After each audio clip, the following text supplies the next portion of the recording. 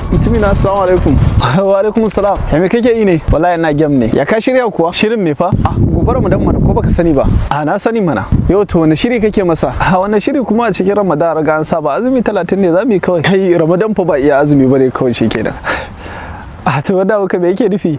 Ramadan wata ne da yake buƙatar yawan ibada da zikiri da ambatan Allah, musamman karatun Alƙur'ani a cikin sa. Ya kamata a ce a matsayin da kake matashi ya kamata a ce ka karanci Alƙur'ani duka a wannan watan Ramadan. Saboda hadisi manzo Allah sallallahu alaihi wasallam da yazo Abu Dawud da yake cewa azumi da Alƙur'ani za su ceci masu yin sa ranar gobe alƙiyama. Azumi zai zo ya ce ya Allah na sa shi jin yunwa kuma na hana shi duk abubuwan da yake so na sha'awa a rayuwa, don haka ka bani ceton sa. Shi kuma Alƙur'ani zai ce na hana shi bacci, kaga duka abokai ne, don haka ya kamata a ce kai sha'awar Ramadan. Kai Qur'ani fa kusan izu 60 shafi 604, kai ka san ga ayyuka ga kasuwa ga waye abin ya yawa wata ɗaya fa. Sai dai in baka tsara mar ban kai tsari normal ne. Kamar ya ban gane ba, idan ka lissafa a rana kana da sallah 5 ta farilla, bayan kowace sallah kawai abin da ake so da kai ka samu kamar minti 14 ka karanta shafi 4 na Alƙur'ani.